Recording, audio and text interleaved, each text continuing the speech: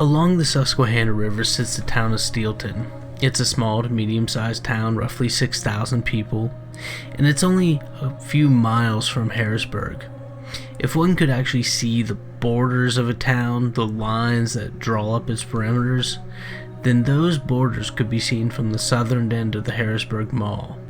Initially a company town, it produced steel under the banner of the Pennsylvania Steel Company, later Bethlehem Steel. It's also produced plenty of notable football players, most recently Jordan Hill of the Seattle Seahawks. But if anybody outside of Dauphin County area knows anything about Steelton, most likely it has to do with a railroad catastrophe that occurred en route to a Phillies-Pirates baseball game. That catastrophe claimed the lives of 19 people. July 28, 1962, 140 people boarded a train in Harrisburg. Roughly 95 of those people had purchased Phillies tickets with their train fare. The destination was Philadelphia, but the train made an unexpected stop in Steelton, and the tragedy would from then on be known as the wreck of the Phillies Special.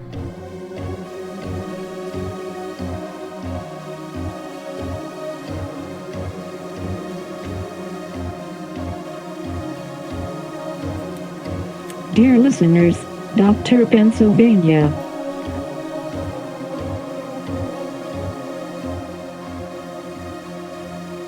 The Phillies Special left Harrisburg around 5 in the evening on July 28, 1962. There were stops planned for Coatesville and Lancaster, among others, the final destination being Connie Mack Stadium in North Philadelphia. The atmosphere on board was pleasant. Passengers, including members of a local Little League team, were all eager to see the game between the state's two major league teams, the Pittsburgh Pirates and the Philadelphia Phillies. Even some members of the train's crew were excited, as they were usually able to see a few innings. That Saturday night, the Phillies would end up being victorious, besting the Pirates by a score of 92. Roy Seifers would score 3 runs and 4 RBIs for the Phillies. Roberto Clemente, the Pirates' legend, though he appeared thrice at bat, was unable to capitalize that evening. But regardless of how the game ended, none of the people on board the Phillies Special made it into Philadelphia that evening.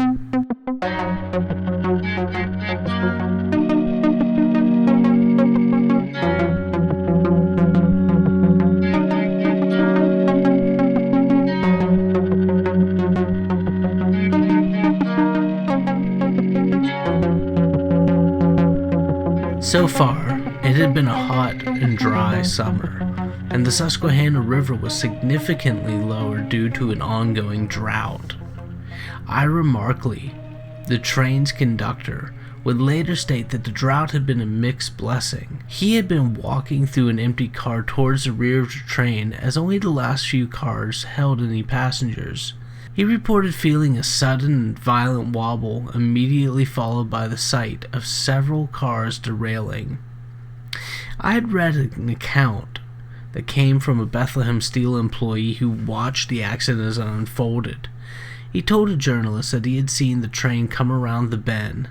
As it came into sight, he noticed that the last car had clipped a pole. He said that car then took several other poles out before fishtailing and taking some of the other cars towards the end of the train with it. Numerous survivors from the accident reported feeling a bump in the ride, which was at once followed by the car coming off the track. Once off the tracks, the cars would tear up more than 1,000 feet of the line. 5 cars in all derailed, but only the last 3 cars, those carrying most of the passengers, would roll nearly 40 feet down an embankment, landing in the Susquehanna River. Several people were killed instantly during this violent throwing. Several more drowned as a result of being pinned under the seats. The other 2 cars remained upright near the tracks. The drought conditions were a mixed blessing, as more deaths by drowning were nearly certain had the river been up at its normal levels. The train cars, as they were sitting between 2 and 3 feet of water. Were it not for the drought, the depth of the water in the cars would have been twice as much.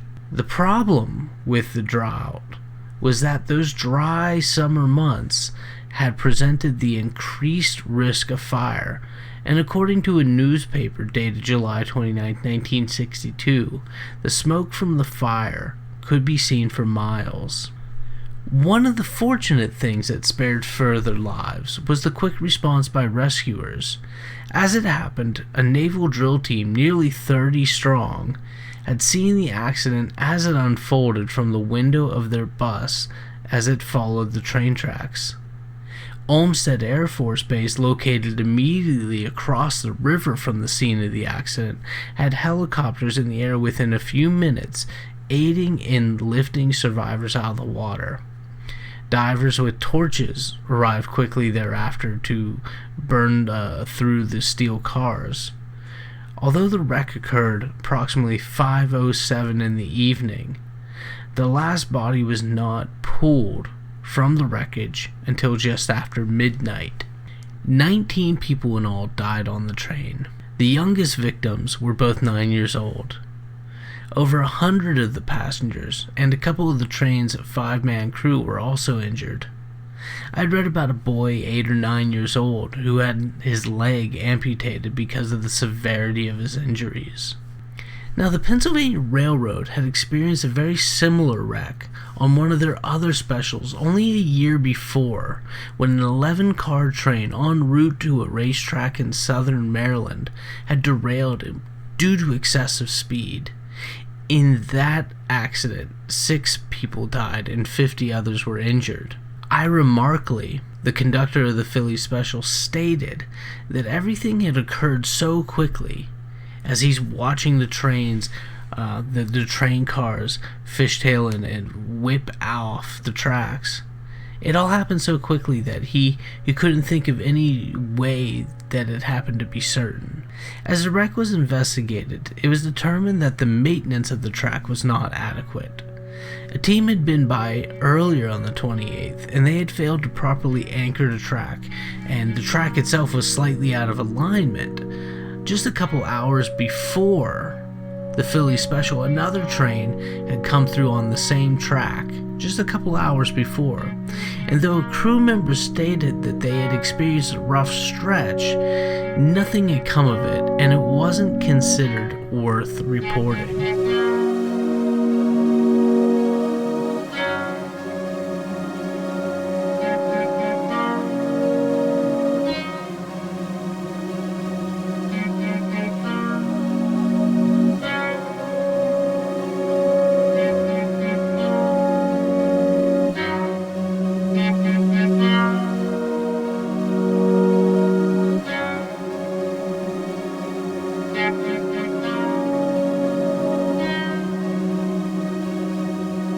But despite the thoughts of the person on the previous train stating that they didn't feel it was worth reporting, the scene itself, with the divers, with the helicopters, with 19 dead, one of the bigger train accidents in modern history in Pennsylvania and really on the eastern coast.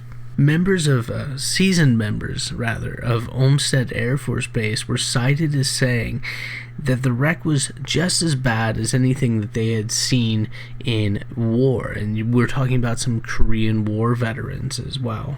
Other people said that the presence of so many younger children, the Little League team that was on the train, was hugely problematic, and they found that this was what bothered them the most. While others yet said that seeing the hats and the Phillies pennants floating down the river from out of the submerged train cars was the most disturbing thing for them. In the years since this occurrence, Connie Mack Stadium, I believe the last game was played there in 1970 before it was ultimately torn down in 1976. I don't know if there's any train specials that run for Phillies games. That would be pretty cool if there were. Regardless, the next time you are picking up railroad spikes, perhaps it would be worth your while to remember just how important, how vital those are. Again, the Phillies special, July 28th, 1962, in the small town of Steelton, 3-4 miles south of Harrisburg, right on the Susquehanna there. 19 people lost their lives, and possibly many more people would have were it not for the readiness, the fortunate appearance of the naval drill team, the drought conditions. Regardless, 19 people and a terrible catastrophe, and over 100 others injured. And this is the story of the Phillies special. Quite a few of the survivors are actually still around, and you can actually find some of their stories online. But also there is a fantastic book which I would recommend. It's Pennsylvania Disasters, True Stories of Tragedy and Survival, Karen Ivory, and she actually writes specifically about the Phillies special, and she includes a lot of testimony from witnesses. So it's an interesting and kind of upsetting read.